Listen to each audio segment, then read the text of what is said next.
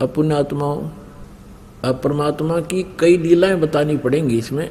एक समय एक शेख तकी नाम का सिकंदर लोधी दिल्ली के बादशाह का गुरु था, धार्मिक गुरु था।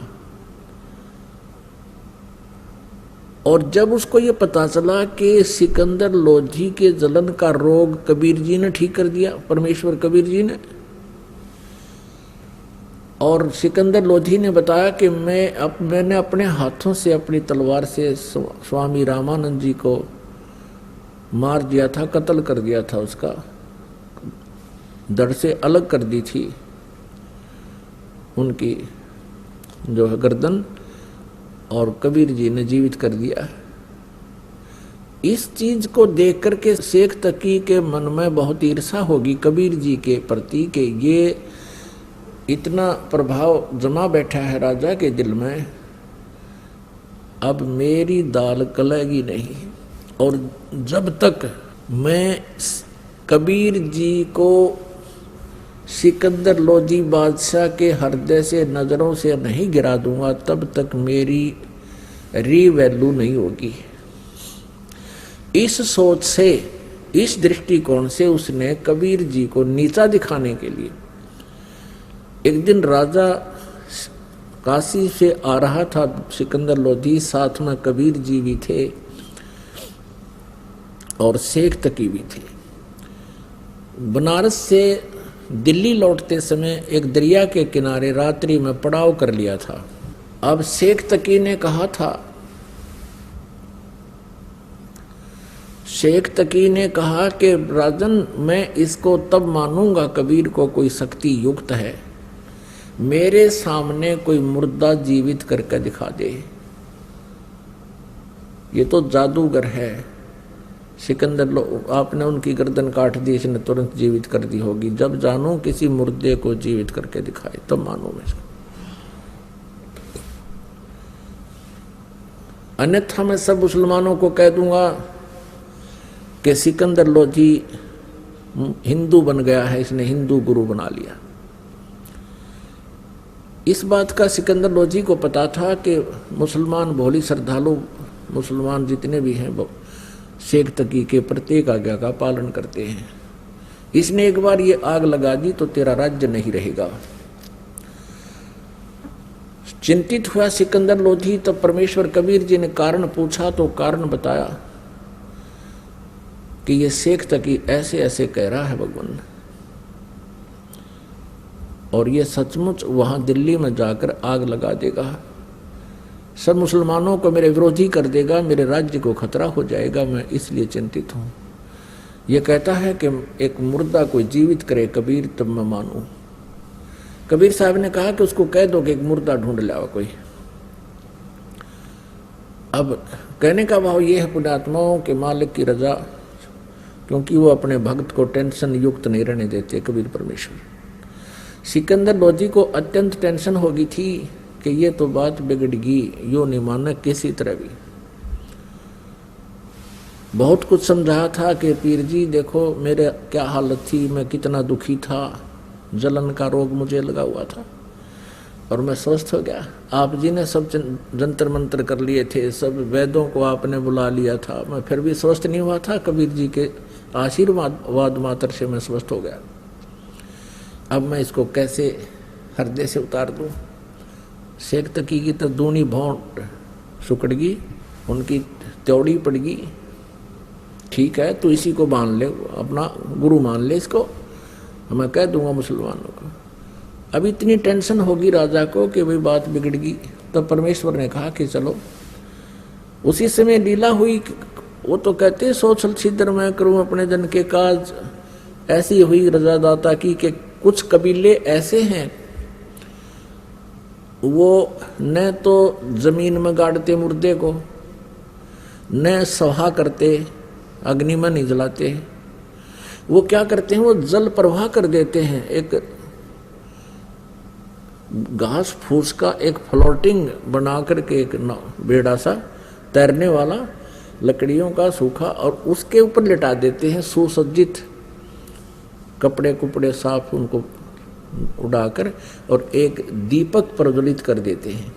और दरिया में अपने रीति रिवाज से उसको प्रवाह कर देते। ऐसे जल प्रवाह किया हुआ एक मुर्दा आ रहा था। 12-13 वर्ष की आयु का शरीर था उस बच्चे का। अब सुबह सुबह सभी खड़े थे, कोई नहा रहा था, कोई भोजन बना रहा था।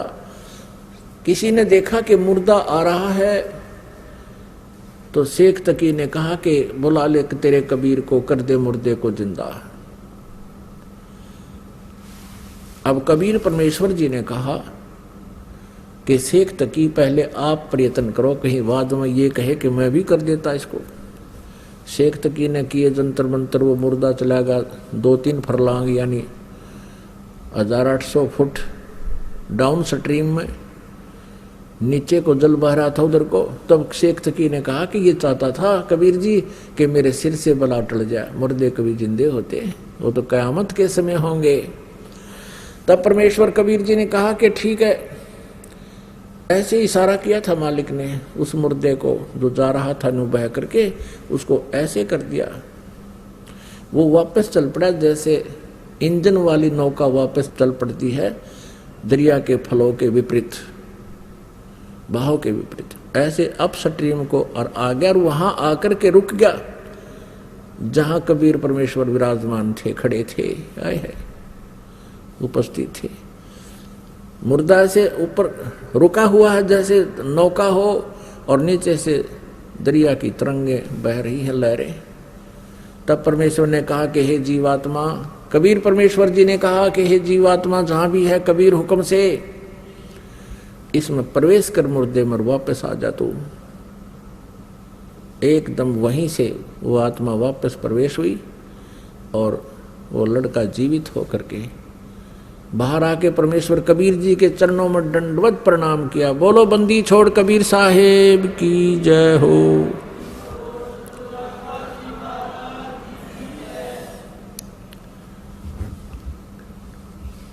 अब सभी ने, उपस्थित व्यक्तियों ने कहा, क्योंकि सैकड़ों की संख्या में, हजारों की संख्या में अंगरक्षक सैनिक थे और राजा भी सारे थे, तब उन्होंने कहा कि हे कबीर जी आपने तो कमाल कर दिया, लड़के का नाम कमाल रख दिया। और 12-13 वर्ष की आयु का पुत्र था, लड़का था किसी का, वो अपने पुत्र के रूप में परमेश्वर ने पाला पोसा। उस पुनर्जन्म प्राप्त प्राणी को भक्ति दी, अपने पास रखा पुत्र रूप में। ऐसे ही शेख तकी ने एक दिन कहा भाई ये तो नहीं बात बनी, ये तो इसका तो जो नजरों से नहीं गिरा राजा के, तो उसने स्कीम बनाई अपने मुसलमानों से, सबसे मिलकर कहा कि भाई ये जादू जंतर करता है और लड़का जो जल प्रवाह कर दिया गया था वो जीवित था, वो सदमे में था और सदमे वाले कोई जादू जंतर करने वाले जीवित कर ही देते हैं। भाई इसको हम तब मानेंगे ये अल्लाह की जात है, इसमें कोई शक्ति है। मेरी पुत्री जो कब्र में दबा रखी है, शेख तकी पीर की पुत्री, कुछ दिन मरे हो गए थे उसको और वो कब्र में दबा रखी थी, महीने या 20 दिन या जीते 2 महीने की, 6 भी नहीं थी। और कहने लगा जब जानो मैं इसको, मेरी बेटी को जीवित करके दिखा दे। फिर वही समस्या पैदा करती। सिकंदर लोधी फिर टेंशन में। कबीर परमेश्वर ने कहा कि टेंशन ना करो राजन, कह दो इसको, शेख तकी को कह दो कि मुनादी करवा दे, आसपास अनाउंसमेंट करवा दे कि आज से तीसरे दिन वो लड़की जीवित की जाएगी जो कब्र में दबी हुई। सब जगह डंडोरा मुनिवाद करवा दी, डंडोरा पटवा दिया, मुनादी करवा दी, अनाउंसमेंट करवा दी। कई हजार व्यक्ति आकर इकट्ठे हो गए उस निश्चित दिन को। कब्र फुड़वा दी, बच्चे का शरीर सूखा पड़ा था।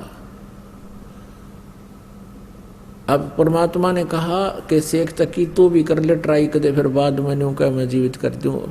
तो उपस्थित व्यक्तियों ने कहा कि भगवान अगर ये कुछ करने योग्य होता अपनी बेटी ने कौन मरने देता, इसके पास कुछ नहीं है, आप दया करो।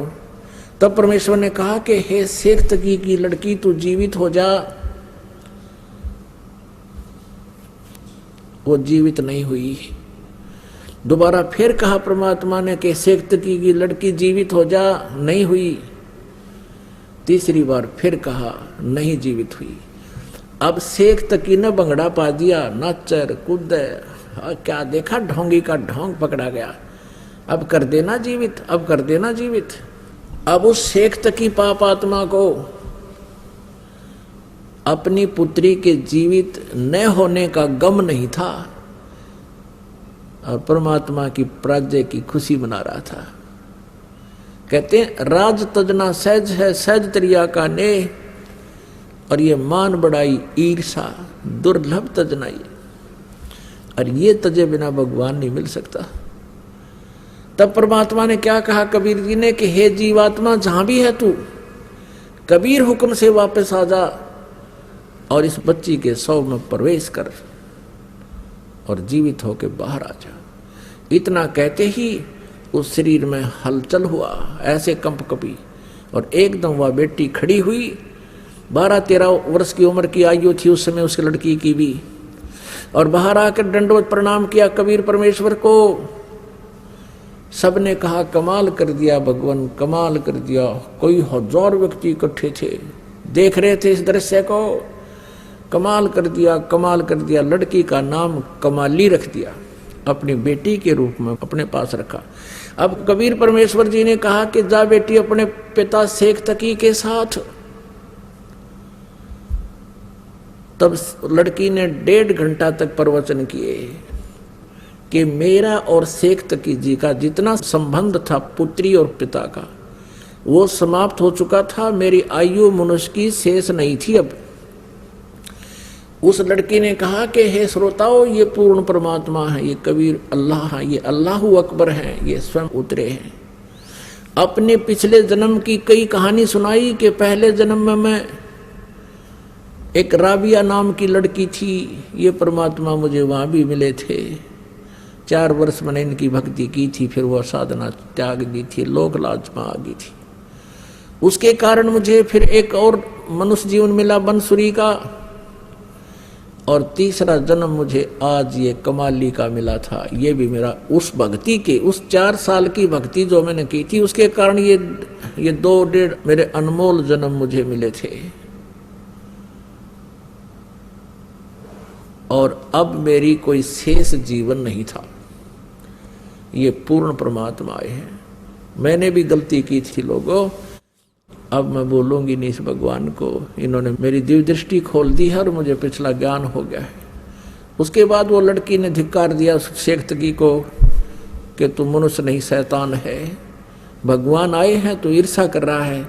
वो कहता है इसने मेरी लड़की को बहका लिया, जद्दू जंत्र कर दिया, इस पे कोई प्रेत छोड़ दिया, इसकी ओर ही बोल रही है। माना नहीं वो नालायक। लेकिन अन्य हजारों की संख्या में उपस्थित व्यक्तियों ने परमात्मा की जय जयकार की और नाम लिया, उपदेश लिया और शिष्य बन गए।